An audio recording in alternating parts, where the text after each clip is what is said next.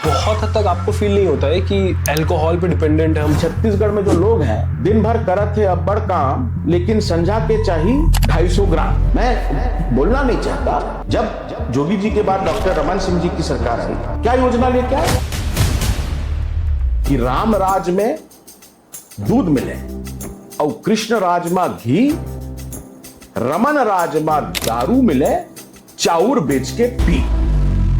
पूर्व मुख्यमंत्री भूपेश बघेल जी के घर पर एक ईडी की कार्रवाई हो रही है और जैसा मेरी टीम ने मुझे अभी इन्फॉर्म किया है कि शायद उनके जो सन है चैतन्य बघेल जी, उनको भी ईडी ने अरेस्ट कर लिया है। And I don't think we should be targeting families, children, wives.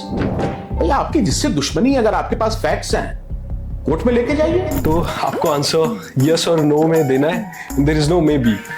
Okay, let's start. क्या आप फिर से कांग्रेस ज्वाइन करने वाले हैं?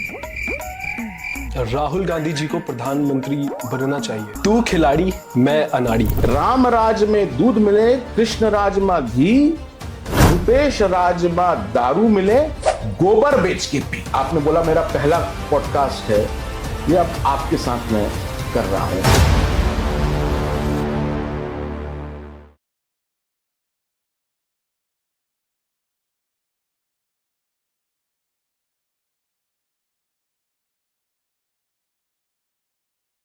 सर, 36 टीवी के इस स्पेशल पॉडकास्ट शो में आपका बहुत बहुत स्वागत है। Welcome sir, and thank you, आपने अपने इतने बिजी शेड्यूल में से हमें टाइम निकाल के दिया। Thank you, it is a pleasure being here with you Ankush. Thank you sir. कैसा फील हो रहा है? I think it's a first podcast experience, I guess. Yes, I think so too. ये एक पॉडकास्ट एक नया मीडियम है। जैसे हम पहले ज़माने में आपने देखा होगा कि दूरदर्शन पे इंटरव्यूज आते थे, आजकल हम यंगस्टर्स ने एक नया स्टाइल लगाया है और इसे बोलते हैं पॉडकास्ट। एक माइक का ये सेटअप है and it's an very intellectual और अनफिल्टर्ड कॉन्वर्सेशन हम करेंगे यहाँ पे। और starting with the first question sir, आप you are born in America, correct? Born in the USA, yes. Yes, and then now in Chhattisgarh, और वो भी पॉलिटिशियन। लोग जो अमेरिका में रहते हैं, आई थिंक वो सोचते होंगे कि यार I will start a startup, मैं एक बड़ी एमएनसी बिल्ड करूंगा, फेसबुक बिल्ड करूंगा, करेक्ट? व्हाई सर आपने ये फील्ड क्यों चूज किया? लोगों के लिए आप काम कर रहे हैं। देखिए, आप खुद तो तय कर नहीं सकते कि आपका जन्म कहाँ होगा जी। अब ये एक इत्तेफाक है कि अमेरिका में मेरा जन्म हुआ। उस दौरान मेरे पिताजी सीधी के कलेक्टर हुआ करते थे, और सीधी आज भी और उस समय तो और भी बहुत पिछड़ा इलाका रहा। और वैसे भी भारत में एक परंपरा है कि जब पहला बच्चा होता है तो मायके जाती हैं।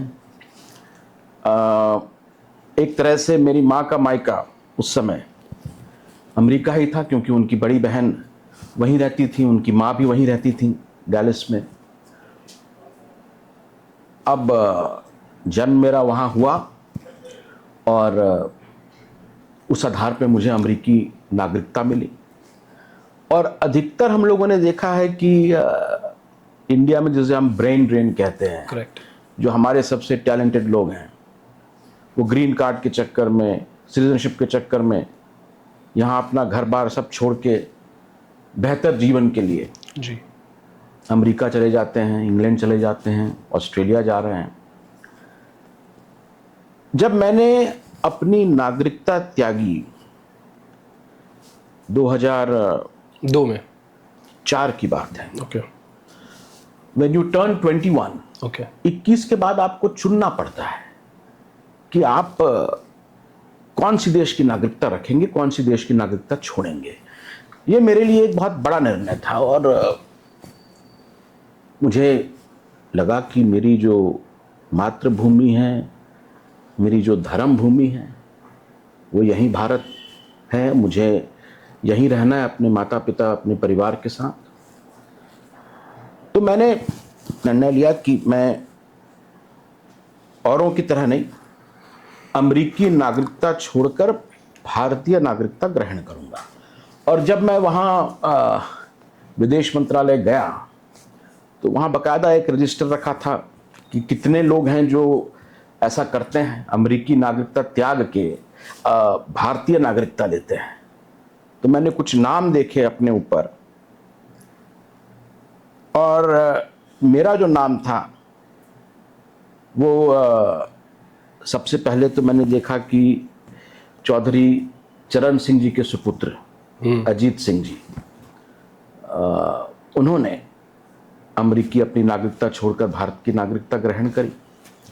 उसके बाद मैंने देखा कि जो उड़ीसा के पूर्व मुख्यमंत्री हैं, शायद भारतवर्ष के सबसे लंबे कार्यकाल के मंत्री हैं, श्री नवीन पटनायक जी, उन्होंने भी अमेरिकी नागरिकता त्याग कर भारत की नागरिकता ग्रहण करी।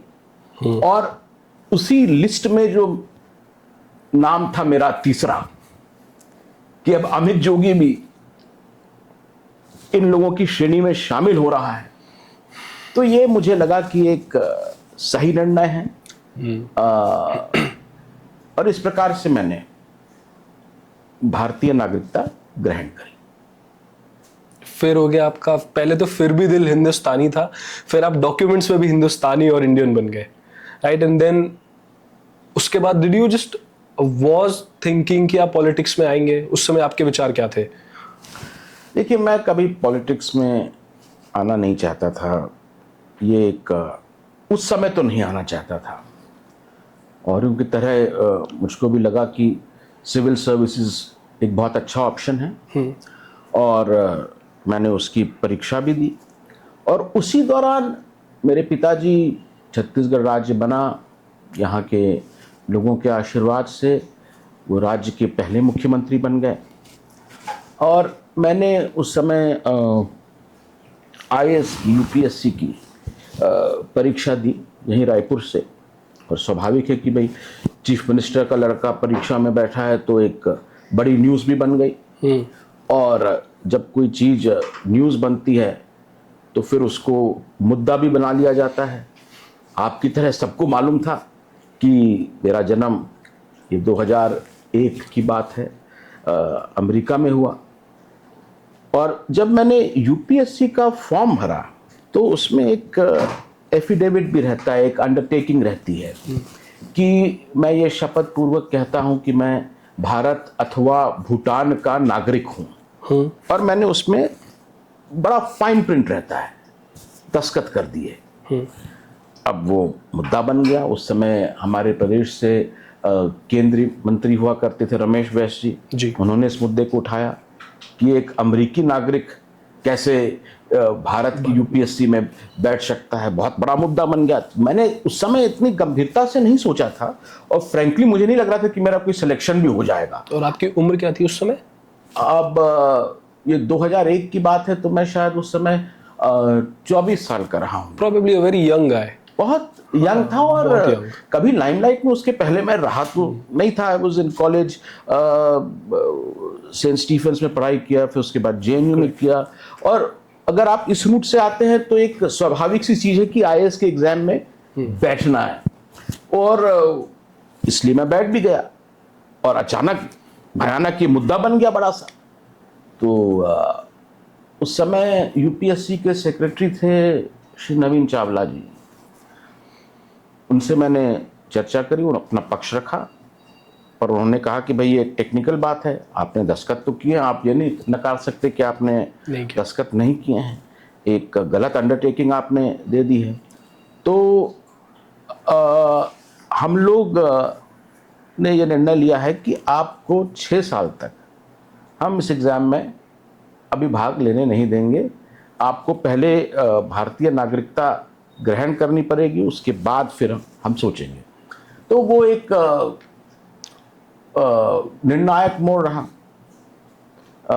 जिस रास्ते पे मैं चलना चाह रहा था, अब पापा के राजनीति में रहने से उस रास्ते पे मैं आगे नहीं बढ़ पाया था, और इसीलिए मेरे जीवन ने एक मोड़ ले लिया छत्तीसगढ़ की तरफ। जैसे ना कि जो भी होता है अच्छे के लिए होता है, तो कुछ नहीं हुआ तो आप रिग्रेट मत करो कि क्योंकि कुछ अच्छा होने वाला है और वो उसकी शुरुआत है। आई थिंक कि शायद आप जब आपने वो सिग्नेचर किया, I think that changed your life. शायद इसलिए मुझे मौका मिला कि मैं आपके सामने बैठ पाऊँ, या फिर शायद तभी भी बैठता, बट शायद फिर एक पॉलिटिशियन से नहीं, बट शायद एक आईपीएस और या फिर एक आईएएस ऑफिसर का पॉडकास्ट होता है ये। So then you came back to Chhattisgarh. हाँ, फिर उसके बाद जब पढ़ाई ख़त्म हुई तो मैं छत्तीसगढ़ आ गया, और यहाँ पर मैंने, क्योंकि एलएलबी भी हूँ, यहीं से एलएलबी किया, और ईश्वर के आशीर्वाद से गोल्ड मेडल भी मिला मुझे रविशंकर विश्वविद्यालय से। मैंने लॉ की प्रैक्टिस चालू कर दी, और फिर उसी समय राहुल जी का राजनीति में प्रवेश हुआ। और जैसा कि आप जानते हैं, मेरे पिताजी, मेरी फैमिली जो है वो पॉलिटिकल फैमिली नहीं रही है। हम लोग एक सर्विस बैकग्राउंड वाले लोग हैं, मिडिल क्लास लोग। तो जब पापा रायपुर के कलेक्टर हुआ करते थे, उस दौरान राजीव जी इंडियन एयरलाइंस के पायलट थे, और वो एवरो विमान हुआ करता था उस समय, आपको याद होगा, वो जो पंखे वाला विमान, उसको लेकर दिल्ली से रायपुर आया करते थे।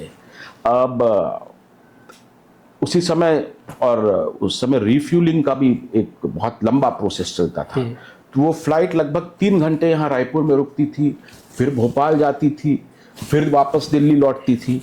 तो अब वो 3 घंटे यहाँ रायपुर एयरपोर्ट में रहते थे, यहाँ के लोगों से मिलते होंगे। उन्होंने बोला कि भाई मेरे लिए नहीं, पर जो मेरा क्रू है 3 घंटे यहाँ बैठता है, और रायपुर एयरपोर्ट में उस समय पंखा भी नहीं था। तो उन्होंने जो वहाँ के लोग थे उनसे ये अपनी मंशा जाहिर करी, और ये बात मेरे पिताजी तक पहुँची। तो उन्होंने वहाँ शायद कूलर वूलर रहा होगा उस ज़माने में, बहुत छोटा सा एयरपोर्ट था, अभी भी है वो एयरपोर्ट, आप देखेंगे 2 कमरे का वो एयरपोर्ट, जिसको अब इन लोगों ने अपना मेडिकल इमरजेंसी एक यूनिट बना रखा है। Okay. तो वो सुनते थे कि एक नया लड़का है, कलेक्टर है।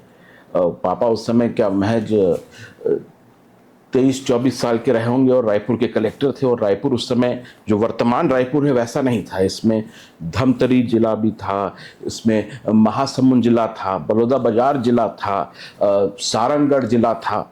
27 MLAs इस जिले में हुआ करते थे, तो एक बहुत बड़ा जिला था। और देखे कि ये एक ऊर्जावान व्यक्ति है, कलेक्टर है, और जब वो राजीव जी प्राइम मिनिस्टर बने तो वो चाहते थे कि ऐसे लोग पॉलिटिक्स में आए, और उन्होंने मेरे पिताजी से कहा कि भाई आपको पॉलिटिक्स में आना है। मेरे पिताजी राजीव जी से वैसे भी बहुत प्रभावित थे। उस समय तो लोगों को लग रहा था कि एक बहुत निर्णायक मोड़ पर भारत पहुंच गया है, यंग इंडिया का उस समय जन्म हो रहा था। और उन्होंने अपनी आईएएस की नौकरी छोड़कर और राजनीति में राजीव जी के कारण प्रवेश किया, और लगभग वैसी स्थिति मेरी भी रही। जब राहुल जी आए, उन्होंने जिस प्रकार से अपनी राजनीति की शुरुआत करी, देश के कई युवाओं को उन्होंने प्रेरित किया कि वे अपनी जो निजी जिंदगी है उसको छोड़कर सार्वजनिक जीवन में, जनसेवा में आए। और उससे मैं प्रभावित हुआ, और मैंने ये मंशा, मेरी इच्छा मेरे पिताजी से जाहिर करी। और उन्होंने मुझे साफ साफ कहा कि तुम अभी पॉलिटिक्स के लिए, बिल्कुल यहाँ छत्तीसगढ़ की पॉलिटिक्स के लिए कम से कम तैयार नहीं हो, क्योंकि हमेशा बाहर रहे हो। यहाँ की भाषा, यहाँ की जो संस्कृति है, यहाँ का जो रहन सहन है, जब तक तुम वो नहीं सीख लोगे, वो नहीं समझ लोगे, यहाँ के लोगों का जो दुख दर्द है उसे अपने दिल में महसूस नहीं करोगे, राजनीति तुम्हारे लिए नहीं है। तो एक उन्होंने ही सजेस्ट किया कि मनियारी नदी के पास एक गांव है, ताला गांव, वहाँ बहुत प्राचीन मंदिर हैं, और मेरा मानना है कि वो जो स्थान है वो छत्तीसगढ़ का त्रिवेणी संगम है। वहाँ जो दुर्ग संभाग है, रायपुर संभाग है और बिलासपुर संभाग, उनका जंक्शन है। तो वहाँ पर तीनों जगह की जो बोलियां हैं, जो संस्कृति हैं, उसका सम्मिश्रण होता है। तो पापा ने कहा कि भाई अपना मोबाइल वगैरह छोड़ के आपको वहाँ रहना पड़ेगा, 6 महीने वहाँ रहना पड़ेगा, और जैसे वहाँ लोग रहते हैं वैसे ही रहना पड़ेगा, नागर भी जोतना पड़ेगा। और तब मोदी जी नहीं आए थे, तो तो खुले में शौचालय भी करना पड़ेगा। ये सब चीजें उन्होंने बोली कि अब वैसे ही रहो, सब चीजें सीखो और फिर if you still want it politics में आओ। तो मैंने अपने पॉलिटिकल जीवन की शुरुआत एक्चुअली 19 जून था शायद 2010, राहुल जी का जन्मदिन था। उस दिन मैंने ये तय किया, और उस समय सलवा जुडूम पीक पे था। ओके। बस्तर में विस्फोटक स्थिति थी। कुछ ही दिन पहले वहां चिंतलनार में 76 जवानों की नक्सलियों ने बम ब्लास्ट करके हत्या कर दी थी। तो वो बहुत अशांत इलाका था, और मेरा मानना था, और मेरे पिताजी का मानना था कि जो सलवा जुडूम आंदोलन है ये बिल्कुल अनुचित है, गलत है, और बस्तर में अगर शांति लानी है तो बंदूक और बम से नहीं, वो शिक्षा से, स्वास्थ्य से, लोगों का विश्वास जीतकर कायम की जा सकती है। नक्सलवाद का कोई लॉ एंड ऑर्डर का सल्यूशन नहीं है। ये एक इकोनॉमिक प्रॉब्लम भी है, ये एक सामाजिक प्रॉब्लम भी है, और इसका जो हल है वो भी आर्थिक, सामाजिक, राजनीतिक स्तर पर होना चाहिए। तो मैंने बस्तर सत्याग्रह, दंतेवाड़ा से लेकर सुकमा तक, जो वो चिंतलनार जहाँ से होके जाता है, उस रास्ते मैंने अपने करीब 100 युवा साथियों को चुना। बाकायदा उनसे यात्रा प्रारंभ करने के पहले एक पीपीपी भी मंगवाया। पीपीपी मतलब अगर कोई विवाहित था उनमें तो उसको अपनी पत्नी से प्रमाण पत्र कि उनकी सहमति है, तब भाई हमारे साथ चलो। और मेरे पिताजी, मेरी माँ, दोनों इसके विरोध में थे। उसके बावजूद मैं गया और वो पदयात्रा करी, और उसी तरह सार्वजनिक जीवन में मेरा प्रवेश हुआ। कमिंग टू, क्योंकि हम छत्तीसगढ़ के बारे में बात कर रहे हैं, एक क्वेश्चन मेरे माइंड में, इस जहन पे भी आ रहा है कि व्हाट यू थिंक, मतलब जब आदरणीय Shri late Ajit Jogi sir chief minister थे, तब का जो कार्यकाल था और तब का जो समय था वो डिफरेंट था, बिकॉज आई थिंक पूरा देश ही डिजिटल नहीं हुआ था। अब स्थिति बहुत डिफरेंट हो गई है। And coming to the main part, आपको नहीं फील होता कि जो छत्तीसगढ़ है उसकी जो ग्रोथ है वो उस स्पीड से नहीं हो रही है? क्योंकि आप देखें तो जो मध्य छत्तीसगढ़ है, रायपुर वाला एक जो जोन है, कमिंग टू भिलाई, राजनांदगांव, बिलासपुर, वहाँ पे जो इंफ्रास्ट्रक्चर ग्रोथ है वो बहुत ज़्यादा अच्छा है। करेक्ट? कंपेयर करो आप जशपुर और कांकेर और ये जो बस्तर वाला रीजन है, क्यों अभी तक वहाँ पे ग्रोथ उस तरीके का नहीं हुआ? इसका स्पष्ट कारण है कि छत्तीसगढ़ में जो भी नेता रहे हैं, मैं किसी का नाम नहीं लूंगा, पर पॉलिटिकल विल और पॉलिटिकल विजन नहीं रहा। ओके। एक जो विजन था जोगी जी का, वे हमेशा कहते थे कि छत्तीसगढ़ को अगर उसका विश्लेषण किया जाए तो ये एक बहुत ही अमीर धरती है, लेकिन जो लोग यहाँ रहते हैं वो बहुत ही गरीब है, और इस विरोधाभास को हमें खत्म करना है। अब जब राज्य बना, बंटवारा हुआ, अब जब बड़े भाई और छोटे भाई के बीच में बंटवारा होता है तो आपको मालूम है कि किस प्रकार से बंटवारा किया जाता है। छोटे भाई को तो कुछ मिलता ही नहीं है। तो मध्य प्रदेश से कुल मिला के हमको जब राज्य बना लगभग 1200 करोड़ रुपए का कर्जा मिला विरासत में, बंटवारे में। उस स्थिति से चालू किया, और 3 साल में मुझको लगता है कि जोगी जी ने छत्तीसगढ़ का कायाकल्प कर दिया। बिजली का उत्पादन यहां हुआ करता था, हमारे कोरबा में, और उसका कंजम्पशन इंदौर में। यहां के लोग अंधेरे में रहा करते थे। उस जमाने में मध्य प्रदेश में लोग याद करेंगे कि बहुत पावर कट हुआ करता था। तो उन्होंने ये निर्णय लिया कि भाई हम अपने अलग बिजली बोर्ड का गठन करेंगे और सीएसईबी का उन्होंने निर्माण किया। और युद्ध स्तर पर हमने बिजली बनाने का काम चालू किया। एक पावर सरप्लस स्टेट बने, जीरो पावर कट वाले स्टेट बने। जो हमारी इंडस्ट्रीज बंद पड़ी थी उनको फिर से शुरू किया। उस समय जब राज्य बना था तो पूरे प्रदेश में अकाल पड़ा था। उससे निपटने के लिए योगी जी ने काम के बदले अनाज योजना चालू करी। गांव-गांव में उन्होंने जोगी डबरियां बनवाई, नहरों का जाल बिछाया और अकाल भले ही पड़ा रहा, लेकिन छत्तीसगढ़ में जितने भी किसान थे, मजदूर थे, किसी को भी पेज और पसिया पीने की नौबत नहीं आई। उनके कोठी में 300-400 किलो चावल का स्टॉक कम से कम हमेशा रहता था। तो एक अच्छी शुरुआत की गई थी। नई राजधानी का उन्होंने एक उनकी नींव रखी। और आप अगर आज भी देखेंगे तो जो बड़े बड़े यहाँ पर काम हुए हैं, हेल्थ में फॉर एग्जाम्पल, यहाँ पर अस्पताल था, सरकारी अस्पताल था, लेकिन उस तरह की सुविधाएं नहीं थी। दिल्ली में उस समय डॉक्टर त्रेहन एस्कॉट्स में थे। मेरे पिताजी ने निर्णय लिया कि भाई हम पूरा खर्चा वहन करेंगे, लेकिन यहाँ पे एस्कॉट्स हॉस्पिटल को, जो मेडिकल कॉलेज है, जो यहाँ का अस्पताल है, वहाँ खोला जाएगा। एस्कॉट्स वो लेके आए। आज जो all India institute of medical sciences है, एम्स, अटल जी से लड़कर पहला जो दिल्ली के बाहर एम्स सैंक्शन हुआ था वो रायपुर में करवाया। आपके बिलासपुर में रिकॉर्ड टाइम में उन्होंने मेडिकल कॉलेज बनाया।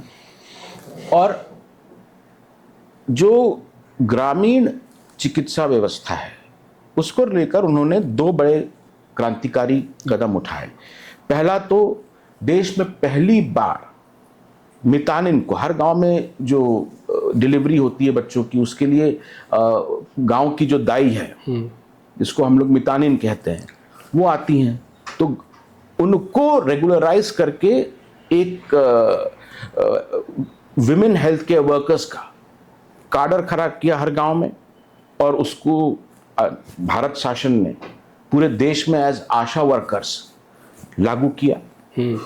और दूसरा जो कदम था, भाई अब जब कोई डॉक्टर रहता है 5 साल MBBS करेगा, 3 साल MS करेगा, उसके बाद वो सुपर स्पेशलाइजेशन करेगा, और उससे आप ये उम्मीद करें कि वो बस्तर में या कोंटा में जाकर वहाँ काम करे, अपनी सेवाएं दे, तो इट इज़ नॉट प्रैक्टिकल।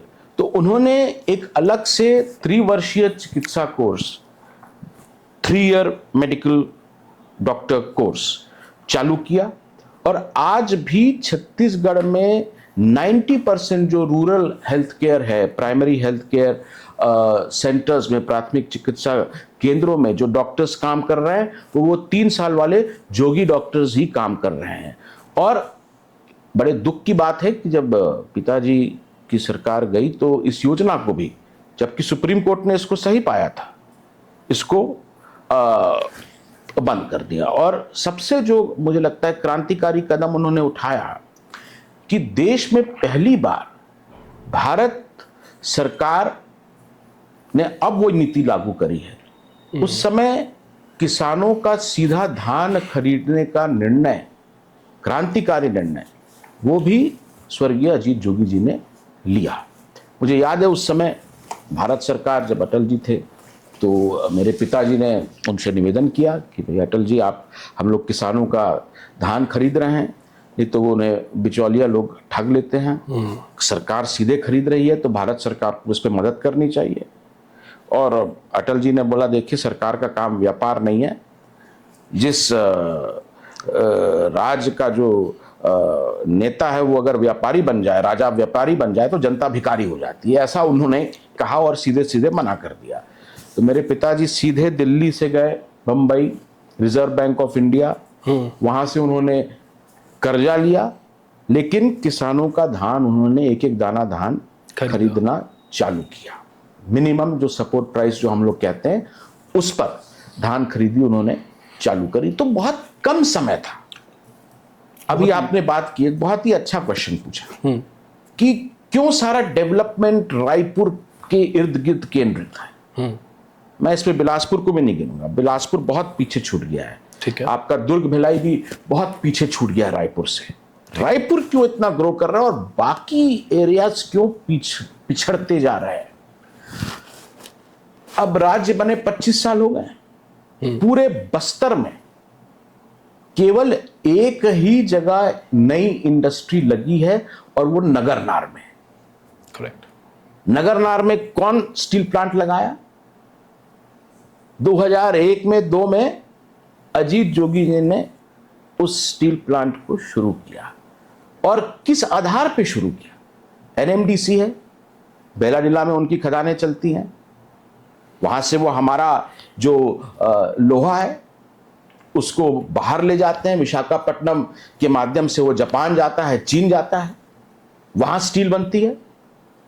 तो जब एनएमडीसी की माइंस के लीज का रिन्यूअल का समय आया तो मेरे पिताजी ने कहा कि मैं सारी जो लीज है कैंसिल कर दूंगा, एक ही शर्त पे तुमको लीज दूंगा कि एनएमडीसी अपना स्टील प्लांट यहां छत्तीसगढ़ में लगाएगी। एनएमडीसी का जो मुख्यालय हैदराबाद में है उसको बस्तर जगदलपुर में शिफ्ट करेगी।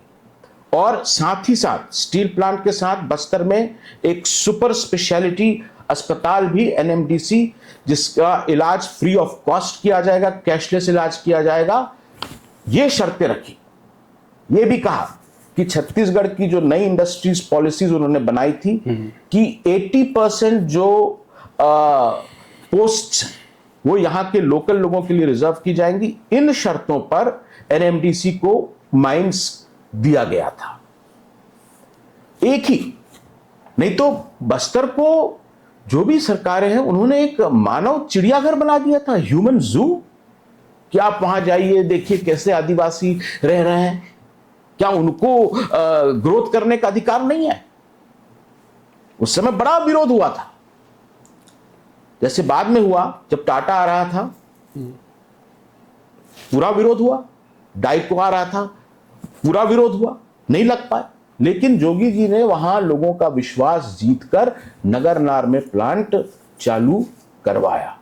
वैसे ही सरगुजा, मैं किसी का नाम नहीं लेना चाहता, पर जो सरगुजा के तथाकथित बड़े नेता हैं, मुझे याद है उन्होंने दुर्ग अंबिकापुर ट्रेन चालू करी थी, पैसेंजर ट्रेन। पहली बार रेल कनेक्टिविटी सरगुजा को मिली। जिस दिन उनको हरी झंडी दिखाना था उसकी एक रात पहले वो जो बड़े नेता हैं अपनी मां के साथ घर आए, मैं भी वहां बैठा था। उन्होंने कहा कि सर ये जो आप कर रहे हैं बहुत गलत कर रहे हैं, अगर रेलवे वहां जाएगी तो जो ट्राइबल्स का शोषण है वो बढ़ेगा। और तब मैं कॉलेज का स्टूडेंट था, मैंने कहा ये क्या बात कर रहे हैं। और खैर रेल वहां गई और जब कभी मैं अंबिकापुर जाता था तो उस रेल रूट से ही जाता था, अभी भी जाता हूं।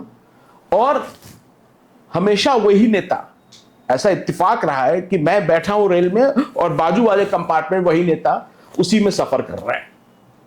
तो मैं हमेशा उनको टोकता हूं कि आप तो बोलते थे कि इस ट्रेन से एक्सप्लॉयटेशन होगा और आज आप खुद उसमें सफर कर रहे हैं।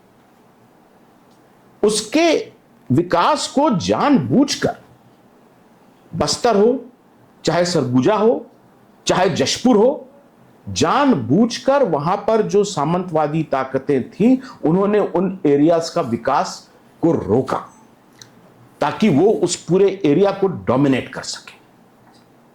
और आज भी वही स्थिति है। वहां पर सरगुजा में वहां पे एसईसीएल था, कोयला हमारा निकालता है।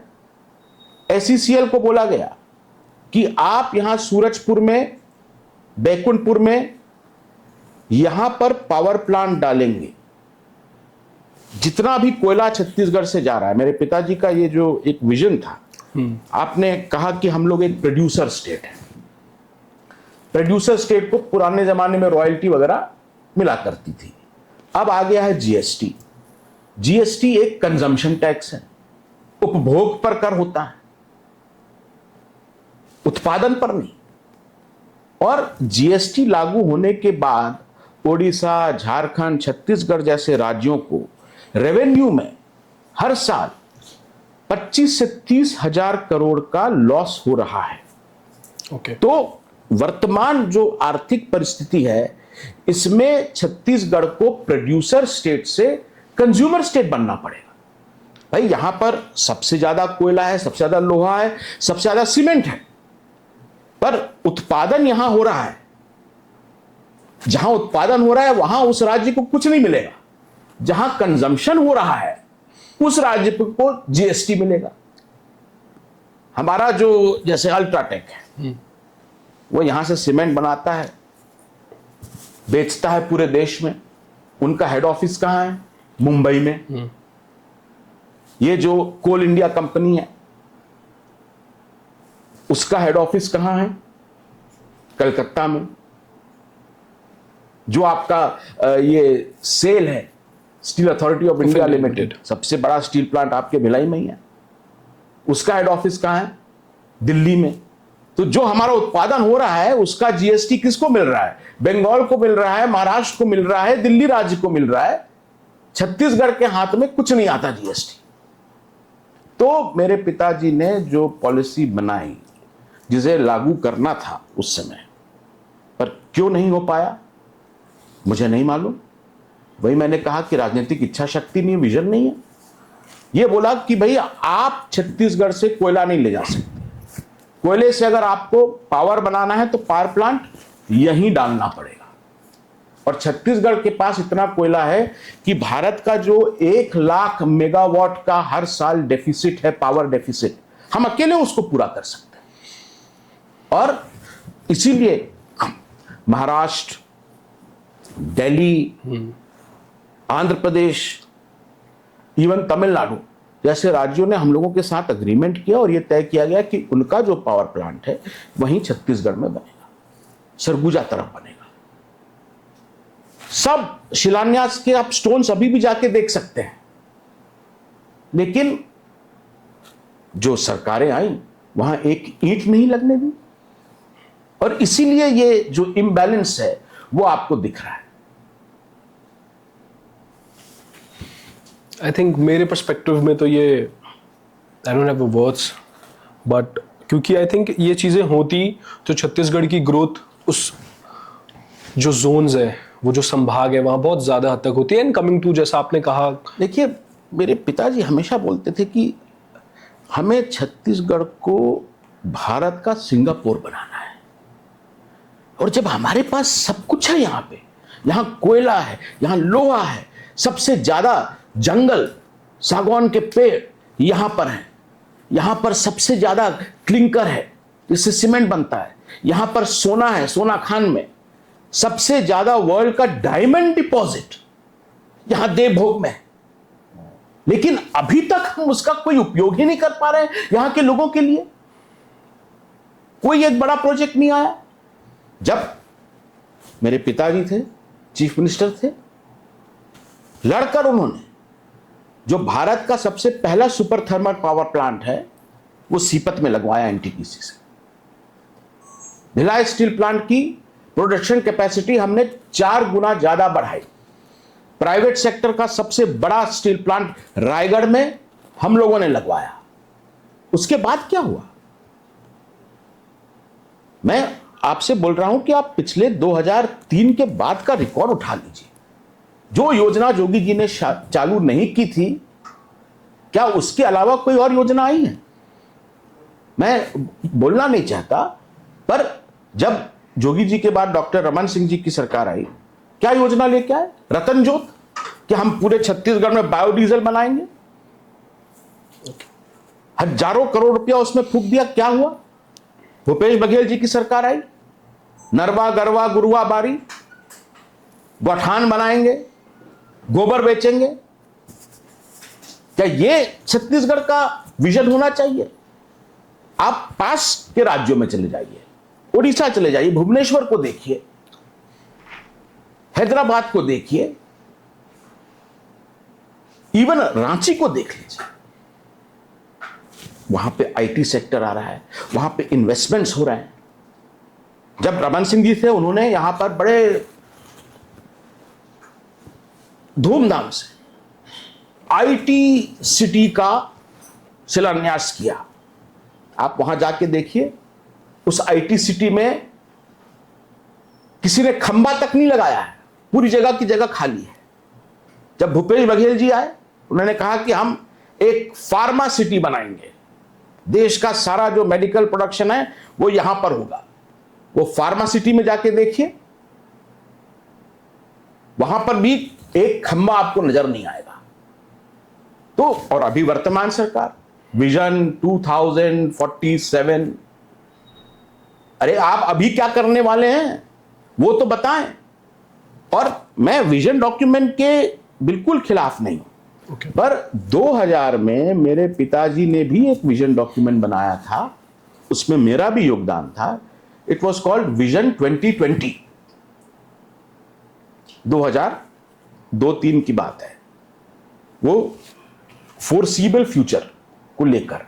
और उस विजन डॉक्यूमेंट में एक चीज जो रखी गई थी कि माइलस्टोन चार्ट्स दिए गए थे कि हर साल क्या हमको अचीव करना है।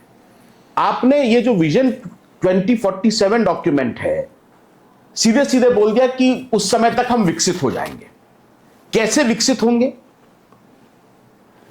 हमें 2025 में क्या क्या अचीव करना है, क्या टारगेट्स हैं, 26 में क्या क्या अचीव करना है, 27 में क्या क्या करना है, हर साल उसका रिव्यू होना चाहिए। ऐसी तो कोई डिटेल प्लानिंग है ही नहीं। आपने एक सपना दिखा दिया, जैसे कि चुनाव में पार्टीज करती हैं, मैनिफेस्टो में क्या क्या बातें नहीं करती, लेकिन कुछ इंप्लीमेंट होता है। इसलिए जब मेरे पिताजी ने अपनी पार्टी बनाई, तो वो दुनिया की पहली ऐसी पॉलिटिकल पार्टी थी जिसने जनता को मैनिफेस्टो या घोषणा पत्र नहीं, एक साइंड एफिडेविट दिया कि हमारी सरकार बनती है तो ये चीजें हम करके देंगे और इस टाइम फ्रेम में करके देंगे, और अगर नहीं देंगे तो ये एफिडेविट है, लीगल डॉक्यूमेंट है।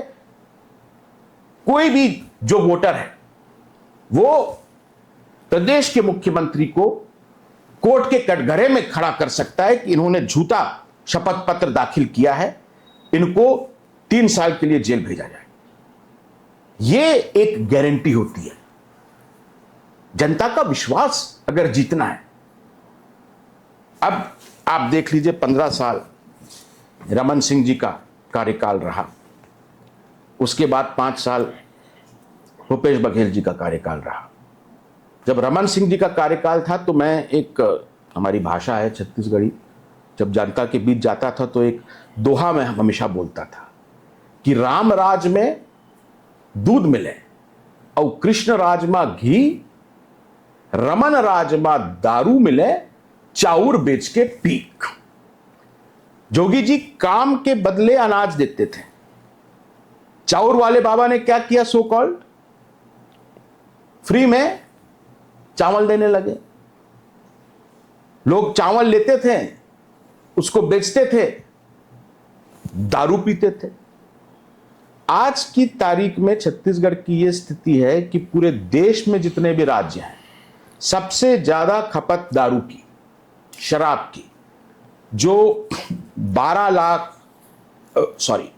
करोड़ 13 करोड़ की आबादी अब वहां हो गई होगी। तमिलनाडु में सबसे ज्यादा लिकर कंजम्पशन हो रहा है।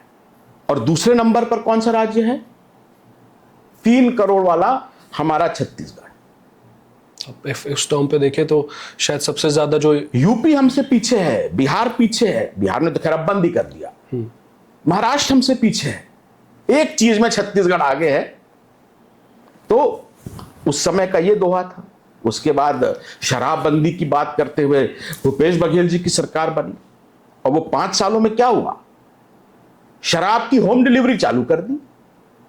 तो उन 5 सालों पे मैंने एक नया दोहा बनाया कि राम राज में दूध मिले, कृष्ण राज में घी, भूपेश राज में दारू मिले, गोबर बेच के पी। यही दोनों में फर्क रहा। और अभी जो वर्तमान सरकार है, आई थिंक बहुत जल्दी होगा उस पर कोई टिप्पणी करने के लिए, क्योंकि अभी पर शुरुआत बिल्कुल ही निराशाजनक हुई है। अगर हम जो बैकलॉग था भूपेश बघेल जी के समय, क्यों नहीं राज्य ने अपना अंशदान दिया, गौठान बनाने में लगे रहे, पर लोगों के, ग्रामीणों के घर उन्होंने नहीं बनाए। तो जो 5 साल तक हमारे ग्रामीण में इलाकों में आवास नहीं बने थे वो रुक गए। तो जब इनकी सरकार आई, पिछले साल 2024 में भारत का जो प्रधानमंत्री आवास में पूरा एलोकेशन था, केवल 40, उसमें से 40% छत्तीसगढ़ को दिया गया और बाकी देश में 7%। करीब 9 लाख घर सैंक्शन हुए। तो वो एक बहुत अच्छा काम हुआ है इस सरकार में कि युद्ध स्तर पर आवास बनाए जा रहे हैं। दूसरा एक अच्छा काम हुआ है, जो महतारी वंदन चल रहा है, महिलाओं को सशक्त किया जा रहा है। हालांकि मैं इसके पक्ष में नहीं हूं कि किसी को भी कुछ चीज फ्री में दी जाए, पर अगर ये 2 चीजें निकाल लें तो क्या काम किया है इस सरकार ने? कहां से कौन सा नया रेवेन्यू ला रहे हैं? वही जैसे सारा का सारा रेवेन्यू हम शराब पर निर्भर हो गए। अगर आप संविधान पढ़ेंगे, directive principles of state policy में क्या कहा है कि हर सरकार को कोशिश करना चाहिए कि नशा मुक्ति हो। ये एक संवैधानिक निर्देश है सरकारों को। क्या इस प्रकार से हम नशा मुक्त, शराब मुक्त छत्तीसगढ़ कर रहे हैं? आप 8 बजे के बाद निकल जाइए। मेरे पिताजी बोलते थे कि छत्तीसगढ़ में जो लोग हैं, दिन भर करत है अब्बड़ काम, लेकिन संझा के चाहिए 250 ग्राम। यही हालत कर दी है। तो जितना क्राइम हो रहा है, जितने यहां पे हेल्थ प्रॉब्लम्स है, उसका रूट, उसका मूल कारण ये शराब खोरी है। तो क्योंकि मुझे ऐसा फील होता है कि हमारी जो रेवेन्यू है छत्तीसगढ़ की, वो बिकॉज हम बहुत ज़्यादा दूसरे स्टेट्स पे इलेक्ट्रिसिटी भी दे रहे हैं, रेवेन्यू हमारी बहुत हद तक आपको फील नहीं होता है कि अल्कोहल पे डिपेंडेंट है हम। बिकॉज आई थिंक कि Adanis, Ambanis, Tatas, they are not making any big investment और doing something big in Chhattisgarh. Why? You are very right about that. Why? एक तो जो आपने कहा कि हम लोग बिजली अभी बेच रहे हैं, छत्तीसगढ़ अब बिजली नहीं बेच रहा है। ओके। क्योंकि जितना भी प्रोडक्शन का विजन था, चाहे वो कोरबा वेस्ट हो, चाहे वो एनटीपीसी सुपर हो, चाहे वो मड़वा हो, जितने भी पावर प्लांट लगे हैं, उनका ब्लूप्रिंट, उनका टेंडर वो 2002-03 का है। ओके। कुछ 2008 में चालू हुए, कुछ 2006 में चालू, लेकिन उनका जो ब्लूप्रिंट है वो आप 2000 से 2003 में। उसके बाद सरकार ने कौन सा नया प्लांट लगाया है? तो हमारा आबादी बढ़ता गया, हमारा कंजम्पशन बढ़ता गया, पर हमारा प्रोडक्शन जस का तस रहा। और अगर आप आज सीएसईबी का ऑडिट देख लें, सरकार जानबूझ के ये ऑडिट रिपोर्ट टेबल नहीं करती है विधानसभा में, जबकि करना चाहिए। विपक्ष मांग भी नहीं कर रहा है। मुझे समझ में नहीं आ रहा क्या हो रहा है इस देश में, इस प्रदेश में, ये जो नूरा कुश्ती चलती है। आज की तारीख में जो 2003 में सीएसईबी छत्तीसगढ़ इलेक्ट्रिसिटी बोर्ड के पास 3000 करोड़ का सरप्लस रेवेन्यू था, वो 2003 का 3000 करोड़ आज की तारीख में वो ऑलमोस्ट 30,000 करोड़ है। वो जो हम सरप्लस छोड़ के गए थे, आज हमारी सीएसईबी कंपनी हर साल 15,000 करोड़ का घाटा सह रही है। हम बिजली बेच नहीं रहे हैं। जब चुनाव आते हैं तो अनहर्ड ऑफ प्राइसेस में पिछली सरकार ने 9 रुपये में, 12 रुपये में, 15 रुपये यूनिट में बाकी प्रदेशों से बिजली खरीदी है।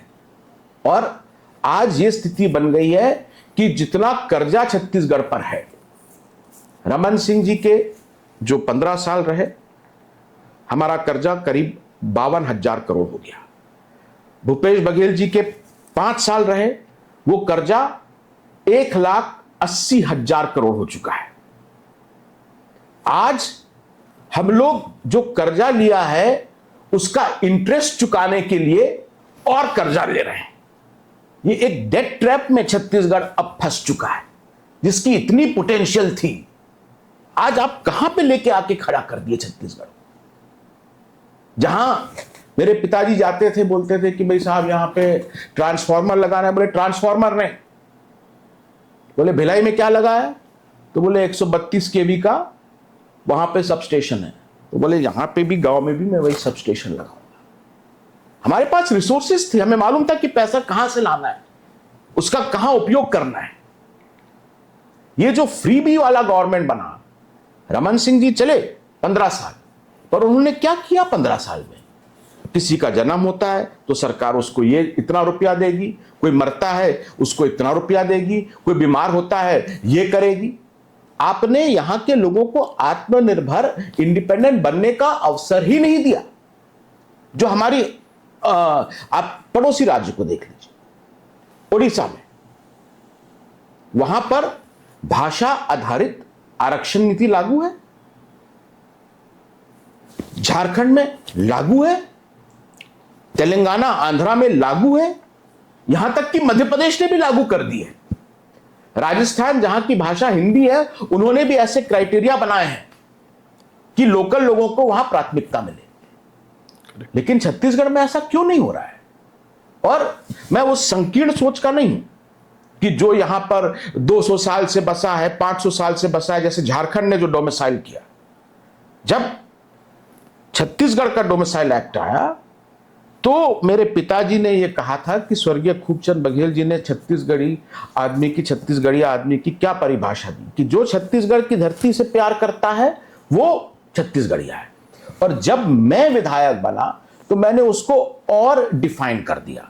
एक प्राइवेट मेंबर्स बिल लेके मैं विधानसभा में आया था और कहा था कि भाई जिन लोगों का डोमिसाइल छत्तीसगढ़ में है, मतलब जिन लोगों ने अपनी 10वीं 12वीं यहां से की हो, अथवा जिनके माता पिता यहां पैदा हुए हों, अथवा जो यहां पर पैदा हुआ हो, अथवा जो यहां की बोली भाषा जानता हो, कोई सी भी बोली हो, चाहे गोंडी, हल्बी, छत्तीसगढ़ी, लरिया, कोई भी भाषा वो जानता हो, ऐसे लोगों को हमें प्राथमिकता देनी पड़ेगी।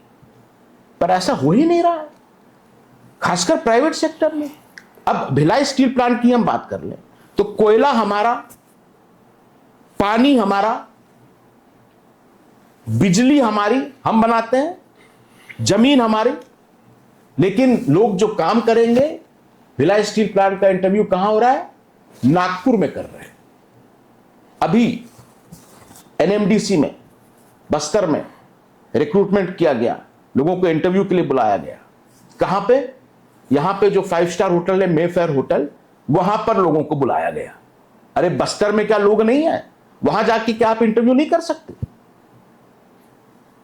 ये जो आज छत्तीसगढ़ में जो छत्तीसगढ़ के रहने वाले लोग हैं, वो सेकेंड रेट सिटीजन बन गए हैं। आप टॉप में 10 नहीं, टॉप 100 इनकम टैक्स पेयर्स की लिस्ट निकाल लीजिए, रेवेन्यू जनरेटर्स की लिस्ट निकाल दीजिए, उसमें एक आप हमारे छत्तीसगढ़ का मूल निवासी नहीं पाएंगे।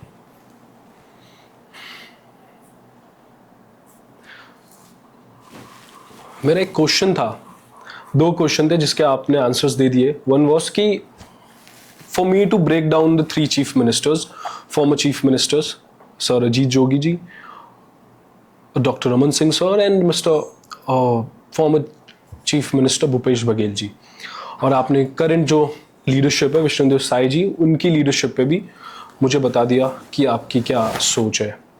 And coming to the vision document 2047, उस पर भी आपने आंसर दे दिया।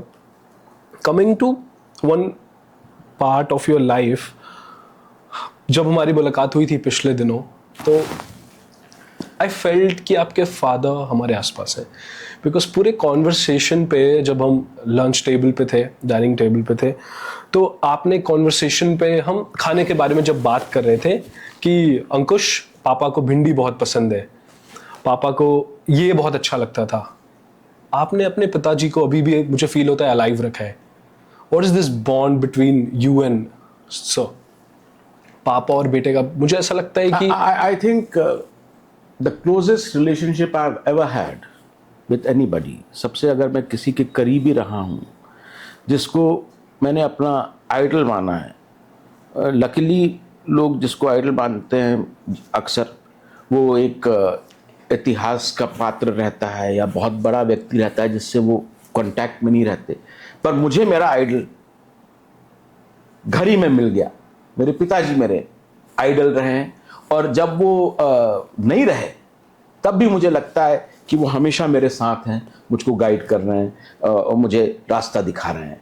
अभी मुझे लगा मैं काफ़ी इलेक्शंस के बाद पॉलिटिक्स से ही मेरा मन उब गया था क्वाइट फ्रेंकली, और लगातार अब पॉलिटिक्स में रहेंगे तो परिवार की तरफ ध्यान भी नहीं देते, और ऐसी परिस्थितियां रही, मेरी माँ की तबीयत खराब हो गई, मेरे बेटे की तबीयत खराब हो गई, तो मैं इन्हीं सब चीज़ों में व्यस्त रहा और पॉलिटिक्स की तरफ मैं नहीं जा रहा था. एक बहुत छोटी सी अभी घटना हुई, जोगी जी की मूर्ति लगनी थी. पहली बार देश के इतिहास में मंदिरों से मूर्ति चोरी होता सुना है, पर चौक चौराहों से कोई हाइड्रा लाके मूर्ति को चुरा ले, ये पहली ऐसी घटना पूरे देश में हुई. और उसके विरोध में मुझे फिर से पब्लिक लाइफ में आना पड़ा. तो कहीं ना कहीं मुझे लगता है कि पापा गाइड कर रहे हैं कि नहीं, तुम अभी छत्तीसगढ़ में रहोगे, यहां के लोगों की सेवा करोगे. और एक और चीज जो मैं कहना चाहूंगा कि अजीत जोगी कोई एक व्यक्ति नहीं थे, वो एक विचारधारा थे, एक सोच थे, और विचारधाराएं नहीं मरती हैं. कितना भी आप कोशिश कर लो कि लोग भूल जाएं, ये चीजें लोग नहीं भूलते हैं, पीढ़ी दर पीढ़ी. और मैंने जो छत्तीसगढ़ को देखा है, समझा है 25 सालों तक, बहुत करीबी से यहाँ की डिसीजन मेकिंग, यहाँ की पॉलिटिक्स देखने का मुझे सौभाग्य मिला. बहुत बड़े बड़े लोगों के साथ काम करने का सौभाग्य मिला. सीएम बहुत रहे, मिनिस्टर्स बहुत रहे, पर छत्तीसगढ़ में, और मुझे लगता है ये सभी लोगों की एक आम राय होगी, नेता दो ही थे जो जनता के दिल पर राज करते थे. मंत्रालय में राज करना एक अलग बात है, जनता के दिल पर राज करना अलग बात है. और उन दो में मैं शामिल करूंगा स्वर्गीय दिलीप सिंह जुदेव जी को और मेरे पिताजी स्वर्गीय अजीत जोगी जी को, जिनको लोग देखने के लिए, सुनने के लिए, छूने के लिए खुद चले आते थे. और मुझे हमेशा लगता है ये एक दुखद एहसास रहता है कि हम लोगों ने, छत्तीसगढ़ के लोगों ने इन लोगों का पूरा उपयोग, उनकी टैलेंट्स का हम लोग नहीं कर पाए. कहां कोई चीफ मिनिस्टर ऐसा रहा है जो इंजीनियरिंग में गोल्ड मेडलिस्ट हो, आईपीएस में पुलिस के कप्तान रह चुके हो, आईएएस में अभी भी उनका लॉन्गेस्ट सर्विंग कलेक्टर का ऑल इंडिया रिकॉर्ड है, Guinness book of world record है. लगातार 13.5 साल उन्होंने कलेक्ट्री की, और उसके बाद राज्यसभा में आए, लोकसभा में रहे, अपनी पार्टी के मुख्य प्रवक्ता रहे, प्रदेश के मुख्यमंत्री भी बने, प्रदेश की जो पहली रिकग्नाइज्ड क्षेत्रीय पार्टी है उसका भी उन्होंने गठन किया. तो एक जीवन काल में जब पापा आईएएस पढ़ते थे तो जो लाल बहादुर शास्त्री नेशनल एकेडमी है मसूरी में, उसके वो जो जितने भी आईएएस अधिकारी चुने जाते थे, उसके वो हमेशा, वो प्रेसिडेंट तो होता नहीं है, एक सेक्रेटरी का पोस्ट होता है, मैस सेक्रेटरी, वो मैस सेक्रेटरी चुने गए थे. यानी उनको पॉलिटिक्स का शौक तब भी था. एमएसीटी में वो पढ़े, वहां पर भी वो अपने स्टूडेंट बॉडी के प्रेसिडेंट थे. तो उस नाते उस समय इंदिरा जी प्रधानमंत्री हुआ करती थी, ये बात होगी 1971 की।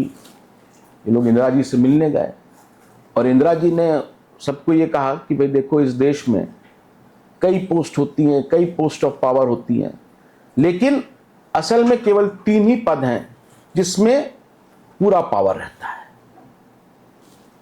पीएम, सीएम और डीएम। तो इतिहास के एकमात्र ऐसे पुरुष हैं अजीत जोगी जी, जो डीएम भी रहे, कलेक्टर रहे, सीएम भी रहे, और स्वाभाविक है कि यहां पीएम जो है वो तो ऊपर से ही तय होते हैं, वो उनका कभी सपना भी नहीं रहा था। पर उन्होंने अपने बहुत एक जीवन में बहुत कुछ अचीव किया। हम लोग जाते थे, हमारे गांव के पास एक वो है कबीर चबूतरा।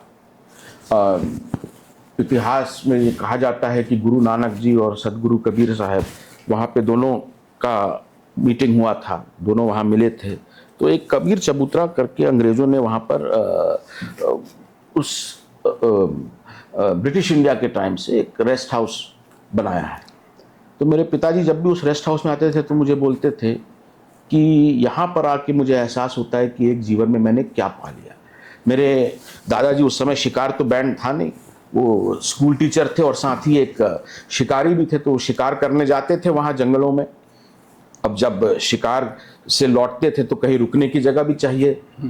तो जो उस रेस्ट हाउस का चौकीदार था, उससे वो बोलते थे कि भाई हमें रुकवा लो, तो बोलता ठीक है, बाहर तुम यहाँ सो जाएगा।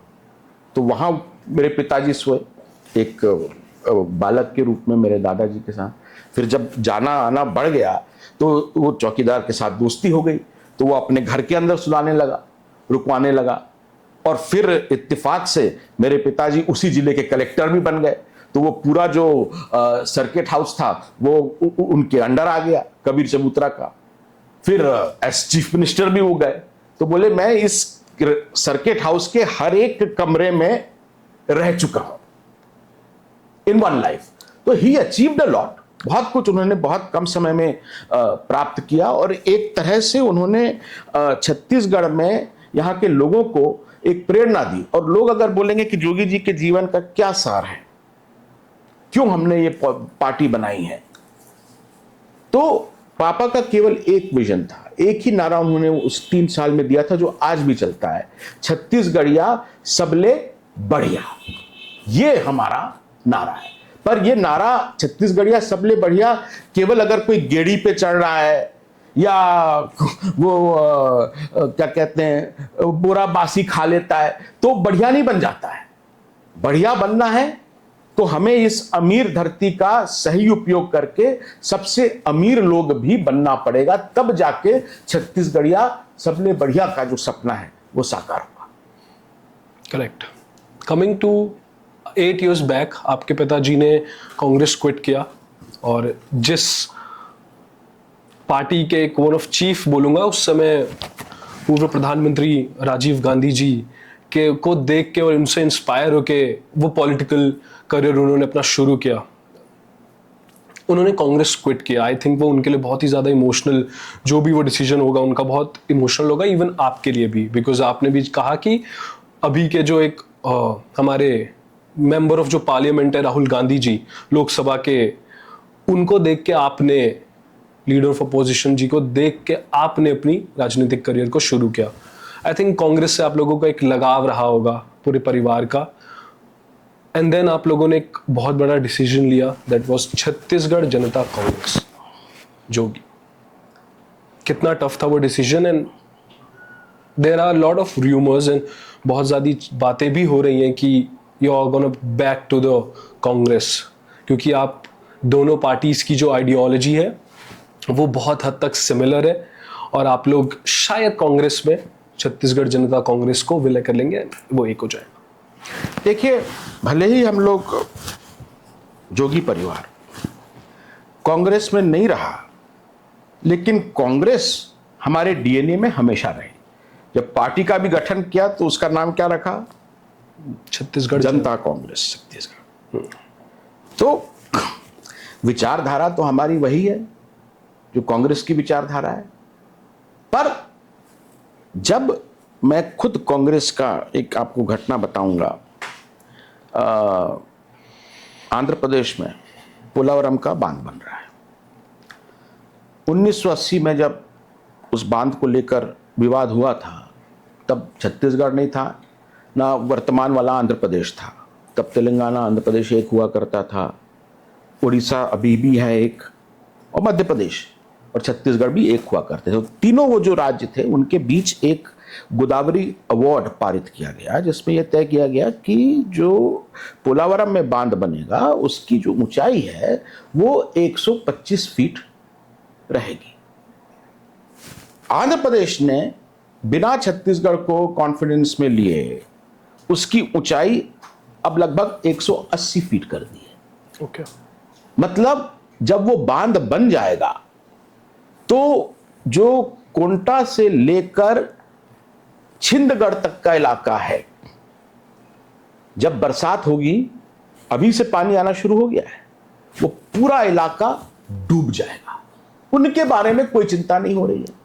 अरे 1953 में भाखरा नंगल बांध, नहीं, ये भाखरा नंगल के साथ साथ एक और बांध बना था, हीराकुंड। उस समय दुनिया का सबसे बड़ा जो बांध था वो हीराकुंड में बनाया गया। हीराकुंड बना, कौन सा इलाका डूबा? हमारा पूरा रायगढ़ का इलाका डूब गया। फिर उसके बाद उत्तर प्रदेश में सोनभद्र जिले में गोविंद वल्लभ भाई पंत का वहां पे बांध का निर्माण किया गया। डुबान में कौन सा इलाका आया? हमारा जो सरगुजा का इलाका था, सनावल का इलाका था, वो डुबान में चले गया। तो क्या छत्तीसगढ़ के लोग केवल डूबने के लिए बने? आप पोलावरम के कारण। तो यहां की सरकार क्यों नहीं यहां के लोगों के लिए बात करती है? एज एमएलए मैं एक संकल्प लेके आया विधानसभा में, जिसे सर्वसम्मति से पारित किया गया कि हम लोग सब, चाहे बीजेपी के हों, चाहे कांग्रेस के हों, चाहे जनता कांग्रेस के हों, चाहे किसी के भी हों, हम सब एक मत होकर ये कह रहे हैं भारत सरकार से कि जो 1980 का अवार्ड था उसका कड़ाई से पालन कराया जाए। जब इसके लिए हम लोगों ने एक आंदोलन रखा, मीटिंग रखी सुकमा में, लगभग 1 लाख लोग वहां इकट्ठे हो गए। और मैं तब कांग्रेस पार्टी में था, अपने विधायक साथियों के साथ हम लोग जा रहे थे। मुझे जो उस समय कांग्रेस के यहाँ प्रभारी हुआ करते थे, उनका फोन आया कि यंग मैन कहाँ जा रहे हैं? मैंने कहा कि वहाँ जा रहे हैं, बांध का विरोध करेंगे, हमारा तो पूरा इलाका डूब रहा है। तो बोले क्या आप नहीं जानते कांग्रेस पार्टी का क्या है इसमें? हम उस बांध के पक्ष में हैं, आप विरोध नहीं कर सकते। तो जब अपने प्रदेश की हित की बात, जब आउटसोर्सिंग चल रही थी, रमन सिंह जी के सरकार के दौरान उन्होंने एक आउटसोर्सिंग नीति लेके आए कि जितने भी हमारे शिक्षकों के पद हैं, अस्पताल में स्वास्थ्य कर्मियों के पद हैं, बाकी भी जितने गवर्नमेंट जॉब हैं, सब हम प्राइवेट ठेकों करके आउटसोर्स कर देंगे।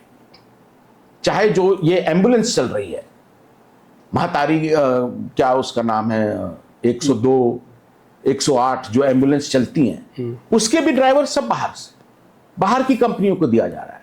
तो ये जो आउटसोर्सिंग हो रही थी उसका मैंने विरोध किया।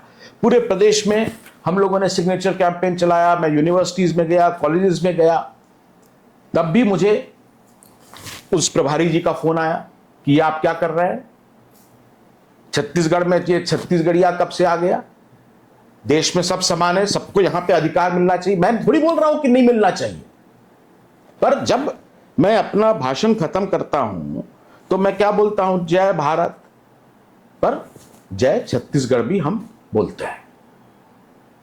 छत्तीसगढ़ के लोगों को यहां पर पहला अधिकार मिलना चाहिए। तो ये छत्तीसगढ़ प्रथम विचारधारा लेके, हां दुख हुआ क्योंकि नेहरू गांधी परिवार और विशेषकर सोनिया जी को हम लोग अपने परिवार का मुखिया मानते थे, मानते हैं और आगे भी मानते रहेंगे। जब मेरा पुत्र हुआ तो उसका नाम क्या रखा जाएगा, यह भी मेरी मां ने आदरणीय सोनिया जी से पूछा कि आप बताइए क्या नाम रखें अमित के बेटे का।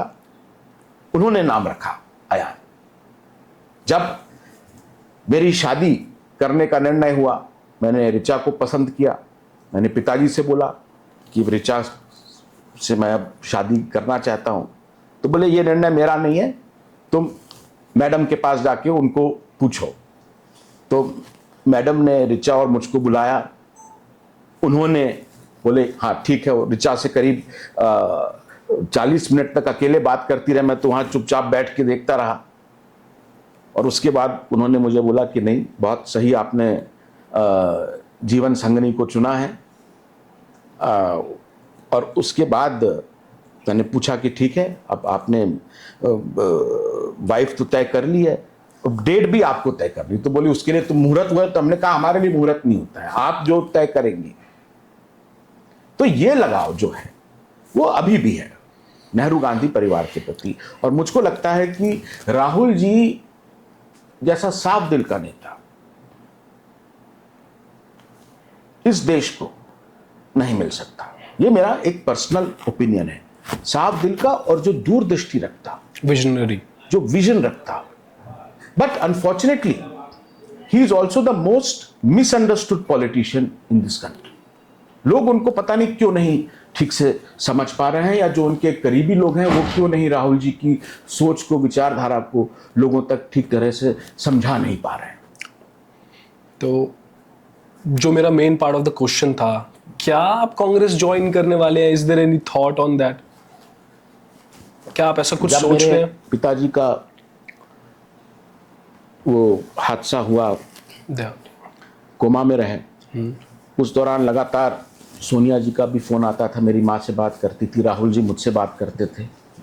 और जब पिताजी नहीं रहे तब उनका फोन आया। सोनिया जी ने साफ साफ बोला कि नहीं, अब ये सब छोड़ो। Ajit was a congressman and he will for ever remain a congressman.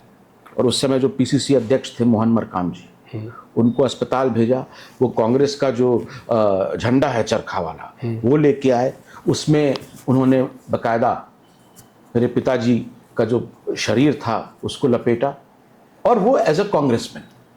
और जब सोनिया जी ने ये बोल दिया कि आप सबको कांग्रेस में रहना है, मुझे लगता है कि उनकी बात कोई काट नहीं सकता। मैंने तो कभी नहीं सुना कि उनकी बात किसी ने काटी हो। लेकिन पहली बार ऐसा हुआ कि जो यहां पे नेता थे हमारे छत्तीसगढ़ के, उन्होंने बोला नहीं, हम जोगी जी की विधवा और उनके बच्चे को नहीं लेंगे।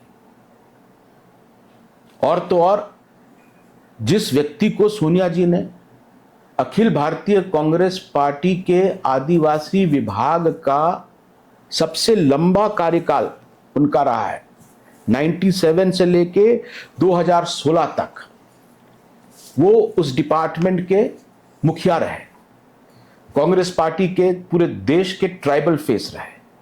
और यहां कांग्रेस सरकार ने, जो बीजेपी सरकार भी नहीं कर पाई, उन्होंने मुझको और मेरी पत्नी दोनों को हमारी पैतृक सीट से लड़ने से रोक दिया। हमारा जाति प्रमाण पत्र जिस दिन नामांकन भरना था उसी दिन उसको खारिज कर दिया, बड़ी चालाकी से। ये बहुत ही मुझे लगता है अपमानजनक स्थिति एक बन गई। ओके, ठीक है, आपने बोल दिया कि हम आदिवासी नहीं है। जो एक्ट है वो डिटर्मिनेशन ऑफ कास्ट एक्ट है। ओके, जो कमिटी है, स्टेट गवर्नमेंट है, उसको ये अब केवल नहीं करना है कि आप ये नहीं हो, ये भी बताना है कि आप क्या हो। तो शायद इस पूरी दुनिया में मैं इकलौता एक ऐसा आदमी होऊंगा, मेरा परिवार ऐसा होगा जिसकी कोई जाति नहीं है। ये तो बोल दिया कि आप आदिवासी नहीं है, तो बताइए तो हम क्या हैं? क्या हम ब्राह्मण हैं, ठाकुर हैं, अन्य पिछड़ा वर्ग है, क्या है भाई? वो आप बता नहीं रहे हो। तो इस स्तर पर जब पॉलिटिक्स पहुंच जाए तो मुझे नहीं लगता। और उसके बावजूद भी जब पिछला चुनाव हुआ, मैं आपके पॉडकास्ट में, क्योंकि अब बहुत समय गुजर गया है तो मैं ये बात फ्रीली शेयर कर सकता हूं, मुझसे जो कांग्रेस की आला कमान है उनसे चर्चा हुई। मैंने भी मंशा जाहिर करी कि भाई हमारा जो मेन उद्देश्य है बीजेपी को रोकना है।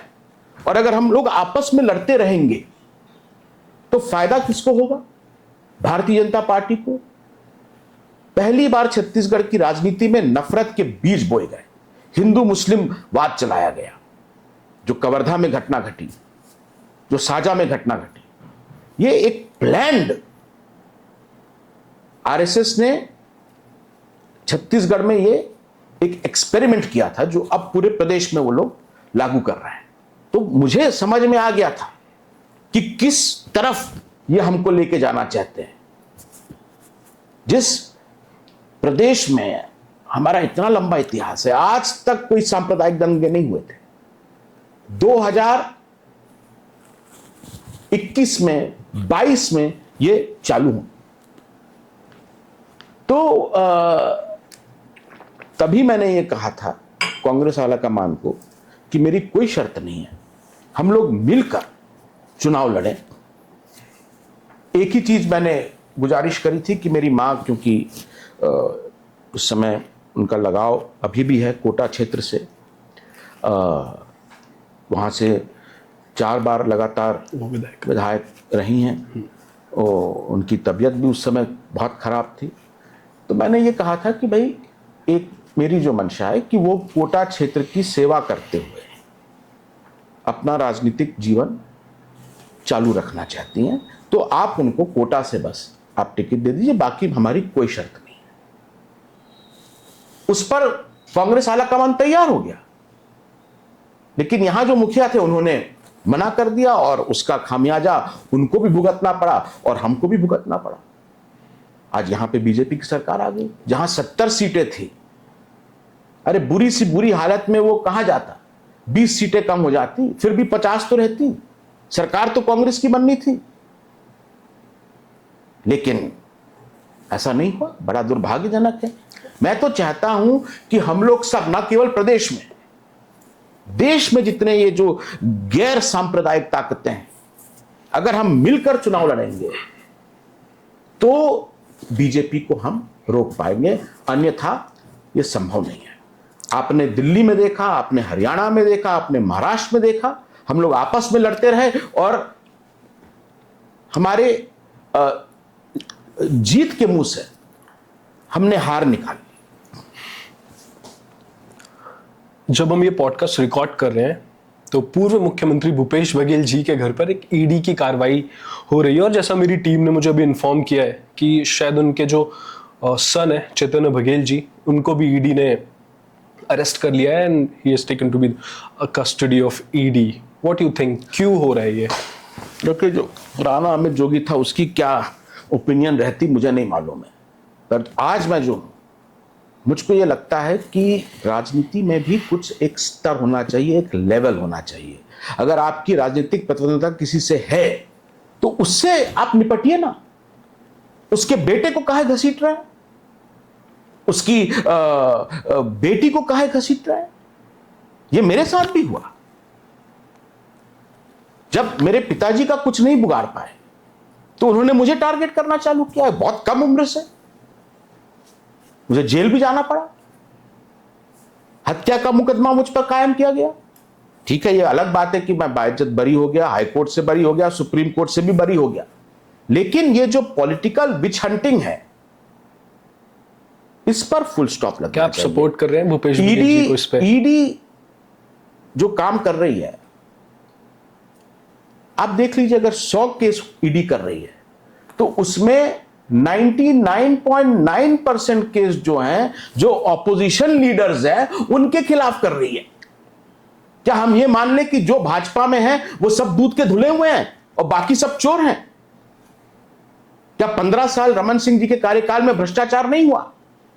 क्या अभी वर्तमान सरकार में भ्रष्टाचार नहीं हो रहा है? लेकिन ईडी को केवल जो ऑपोजिशन में है वही दिख रहा है।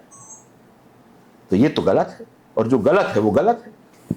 शायद लोगों को लग रहा होगा कि जब मैं ये क्वेश्चन पूछूंगा आपसे रिगार्डिंग ये जो भी ईडी की कार्रवाई थी, तो शायद आप भूपेश बघेल जी के ऊपर एग्रेसिवली आएंगे, बट बहुत उल्टा हुआ। एंड आपने उन चीजों को डिफेंड किया कि शायद आप इस कार्रवाई से यू आर नॉट हैप्पी, कि ये नहीं होना चाहिए था। I don't think we should be targeting families, children, wives. भाई आपकी जिससे दुश्मनी है, अगर आपके पास फैक्ट्स हैं, कोर्ट में लेके जाइए। कौन इस देश को छोड़ के भाग रहा है? और as a lawyer I have the greatest sympathy, जो लोग 3-3 साल अभी जेल में बंद हैं, जिस मामले में अधिकतम सजा 7 साल की है, आप विदाउट ट्रायल, अभी मुकदमा चालू नहीं हुआ है, उनको आप 3 साल जेल भेज देंगे? अरे सजा देने का अधिकार हमारा संविधान न्यायपालिका को देता है या सरकार को, कार्यपालिका को? और बड़ी शर्म की बात है एज ए लॉयर कि लोग इतने लंबे लंबे समय तक जेल में हैं, उसके बाद उनको रिलीफ नहीं दिया जा रहा है। ये तो बहुत ही गलत बात है। Correct. Coming to the last segments of this podcast, मैं एक क्वेश्चन सबसे करता हूं कि what is your Chhattisgarhi dream for Chhattisgarh people and Chhattisgarh, यहाँ के छत्तीसगढ़िया लोगों के लिए और छत्तीसगढ़ के लिए आपका क्या सपना है, क्या ड्रीम है? छत्तीसगढ़िया सबले बढ़िया, हम सबसे बढ़िया बन सकते हैं। छत्तीसगढ़ महतारी का इतना आशीर्वाद हमको मिला है, जैसा मैंने कहा, जिस बात से मैंने शुरुआत करी, इतनी अमीर धरती और फिर भी यहां के लोग गरीब। क्यों नहीं हम इस अमीर धरती का उपयोग कर पा रहे हैं? क्यों हमारा शोषण ही हो रहा है? अभी अडानी आए हैं, बड़ा उस पे चलता है कि अडानी को बीजेपी वाले बड़ा हेल्प कर रहे हैं। ये बीजेपी कांग्रेस की प्रॉब्लम नहीं है।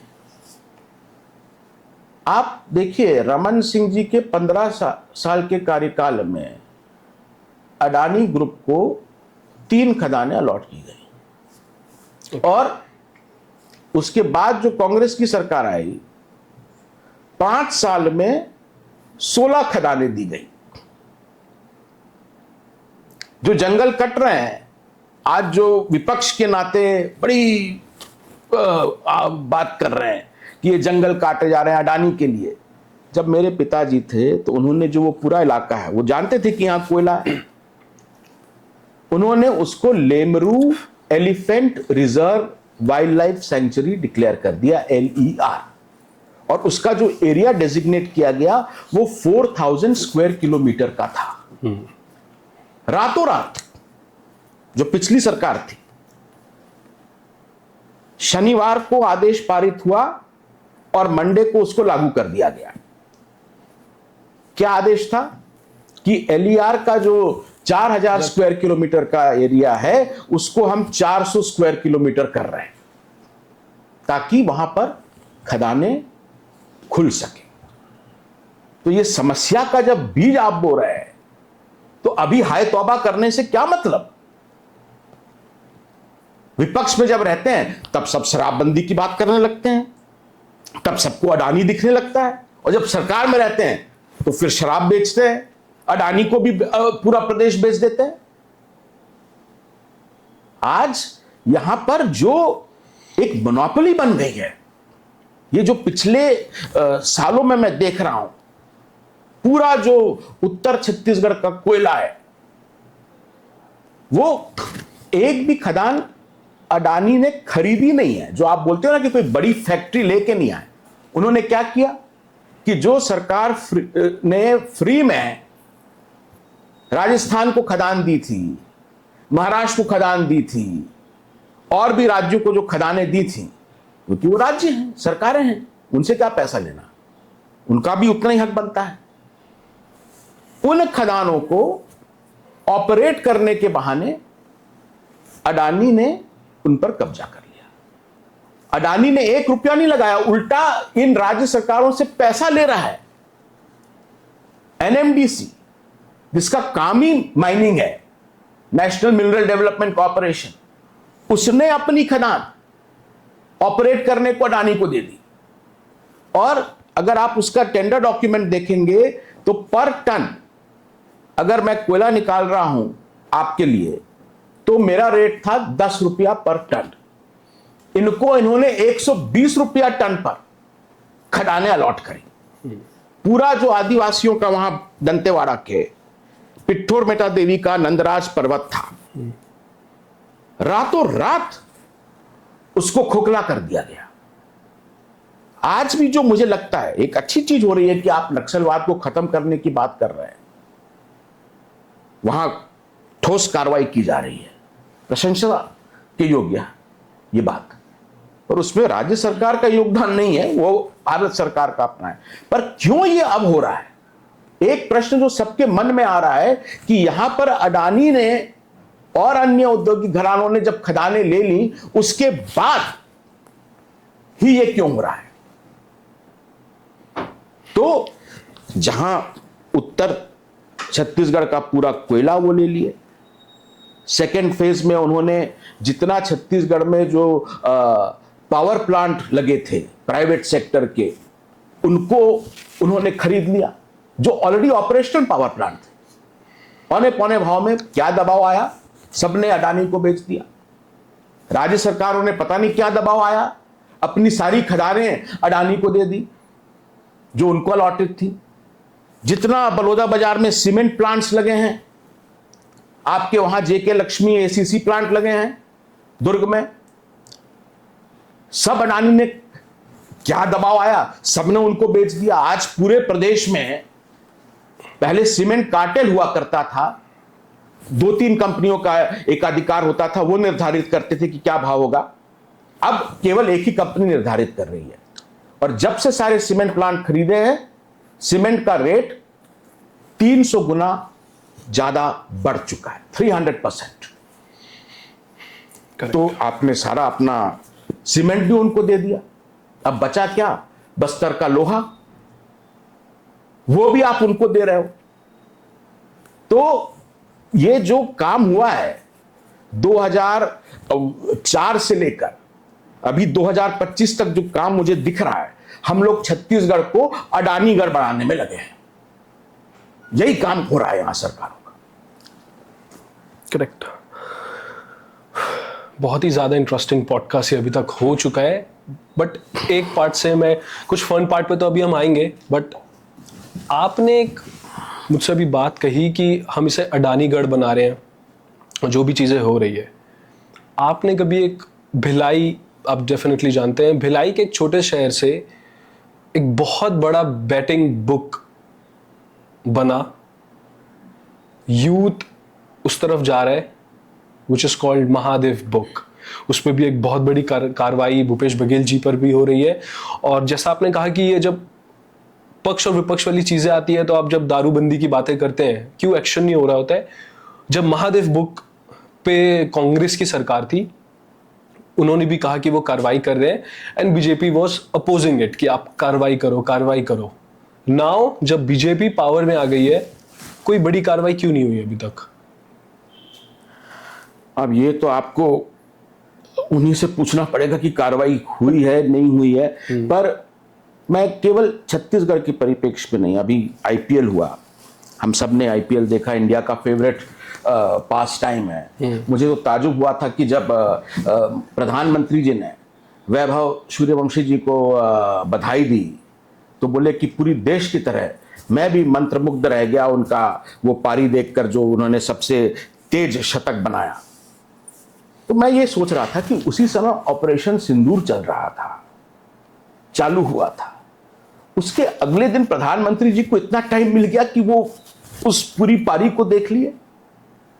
पर उनका भी अधिकार है, हर किसी का वो फेवरेट स्पोर्ट है भाई, क्रिकेट। हमारा देश में अगर शराब से भी ज्यादा किसी चीज का नशा है तो वो क्रिकेट का नशा है। पर क्रिकेट का नशा जहां ठीक है, जो बाकी नशे हैं उन पर तो प्रतिबंध लगना चाहिए। आज छत्तीसगढ़ के लोगों को आपने जहां एक तरफ दरुआ बना दिया है, शराबखोरी बना उनको करने पे विवश कर दिया है। क्यों शराब पीते हैं? एक तो फ्री का वो जो चावल आ रहा है, फ्री की ये जो योजना है, उससे वो खरीद लेते हैं। और क्यों पी रहे हैं? क्योंकि उनको रोजगार नहीं मिल रहा है। तो घर बैठे आदमी करेगा क्या? और इसके अलावा एक और चीज अब चालू हो गई है पूरे देश में। जब आईपीएल हम लोग देखते हैं तो बीच में जो ऐड आते हैं, वो क्या ड्रीम 11, माई सर्कल 11, वो एंजल 1, ये सारी जो है पोकरबाजी, इन सब के एड्स इसमें आ रहे हैं। तो क्या हम पूरे देश के युवाओं को यह प्रेरित कर रहे हैं कि जुआरी बन जाओ? शराबी और जुआरी यही काम रह गया इस देश के युवाओं के लिए। इस पर ठोस कदम उठाने चाहिए। एक पॉलिसी लाके आप चाहते हैं कि इसे कंट्रोल करना चाहिए, या फिर शायद इन चीजों को, करेक्ट, आई गेस आपकी बात सही है। क्या आप अगर, ठीक है, बेटिंग करवाना चाहते हैं, ये जो चीजें हैं, लोग शराबबंदी भी कर लीजिए, तो मैं ये नहीं कहता कि पूरा शराब बंद हो जाएगा लोगों का पीना, पर नियंत्रण तो रहेगा।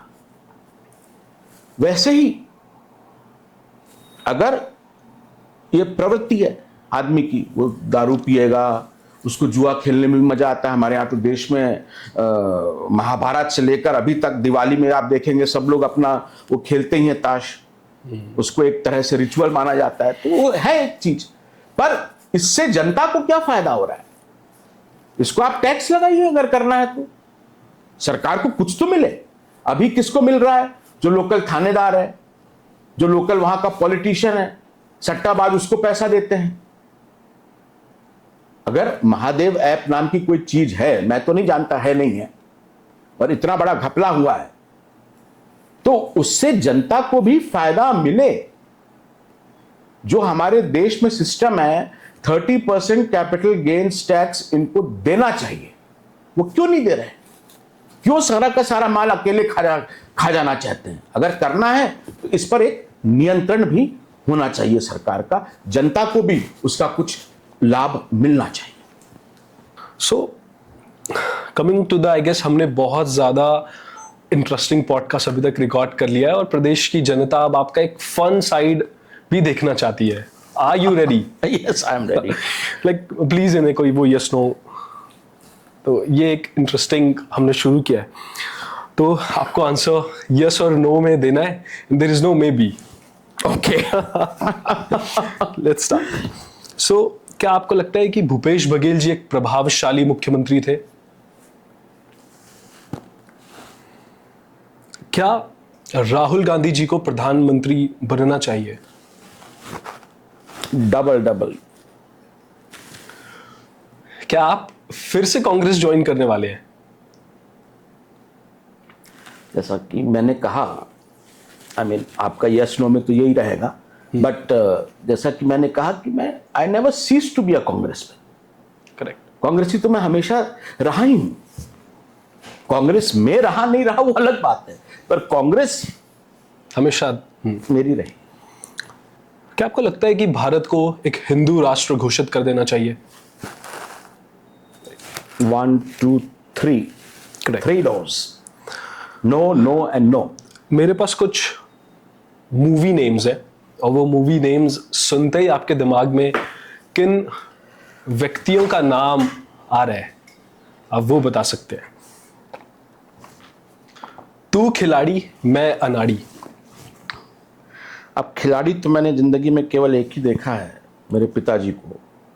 अनाड़ी कौन है आप लोग तय कर लीजिए। पर कई लोगों ने उनकी नकल करने की कोशिश करी।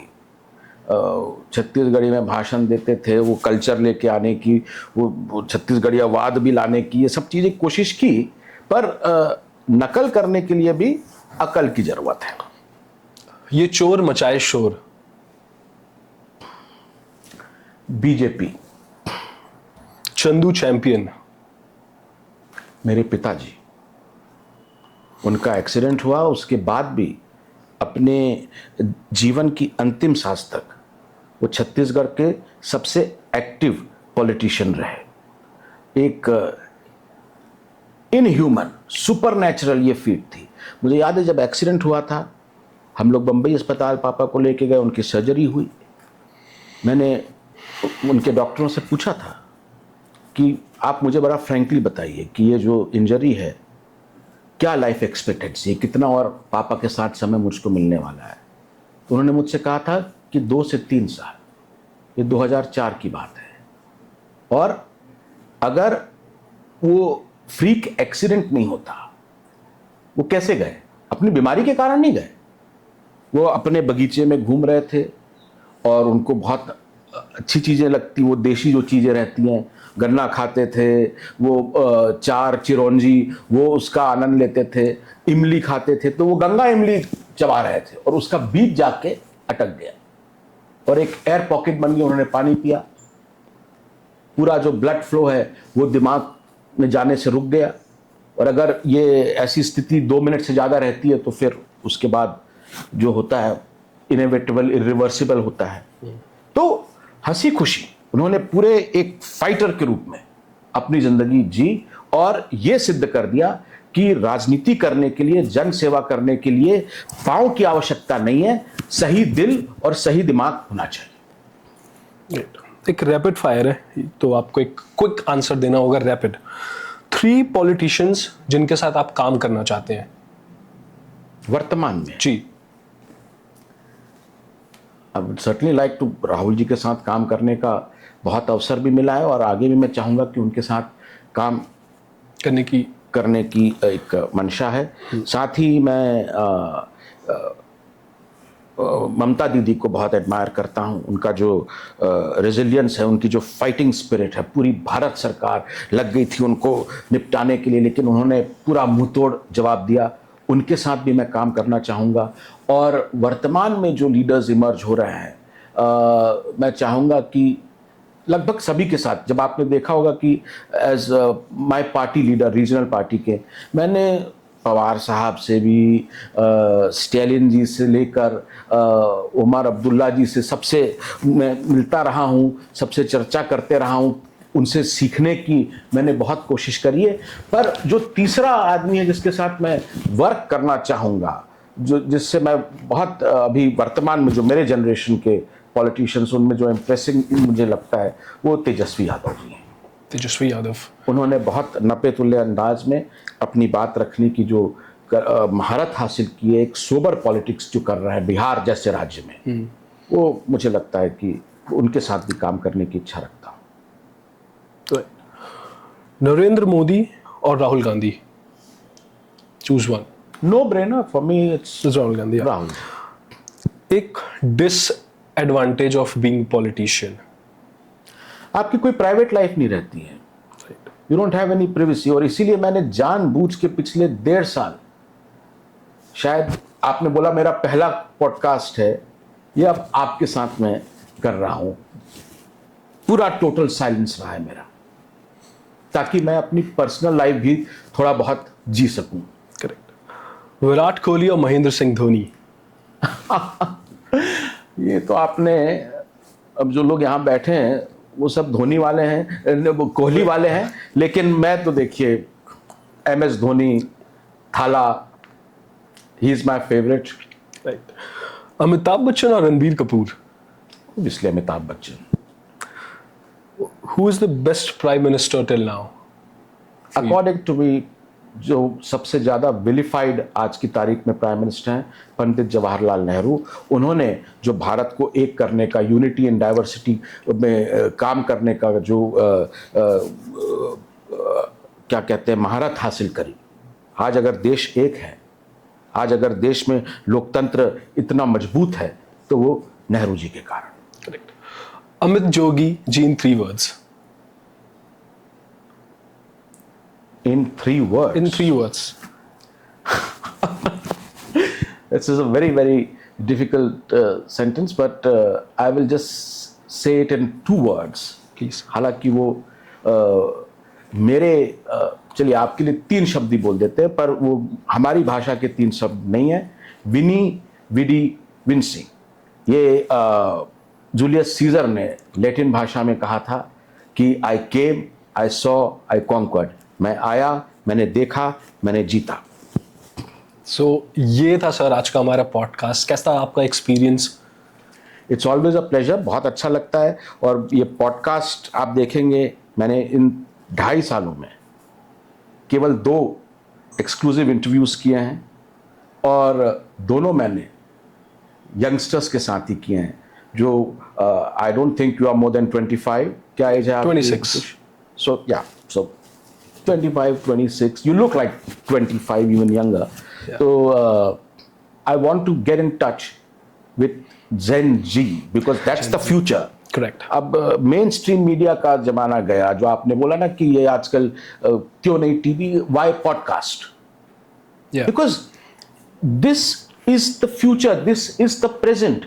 आज मैं देख रहा था अमेरिका का जो सबसे पॉपुलर लेट नाइट शो है, अनाउंस कर दिया कि हम इसको बंद कर रहे हैं। क्यों? क्योंकि लोग अब टीवी नहीं देख रहे हैं। मेन स्ट्रीम मीडिया से लोगों का विश्वास उठ रहा है। वो इंडिपेंडेंट वॉइसेस चाह रहे हैं जो आपका पॉडकास्ट दे रहा है। छत्तीसगढ़ में इस तरह का पॉडकास्ट मैंने नहीं देखा है। आपका मैंने पॉडकास्ट देखा, मुझे लगा कि जो यंग छत्तीसगढ़ है, जो फ्यूचर ऑफ छत्तीसगढ़ है, वो ये है। और इसीलिए I am with you and it is a pleasure and an honour. मेरे लिए सौभाग्य की बात है, मेरे लिए गर्व की बात है कि मैं हमारे प्रदेश के एक उज्जवल भविष्य के साथ इंटरैक्ट कर रहा हूं।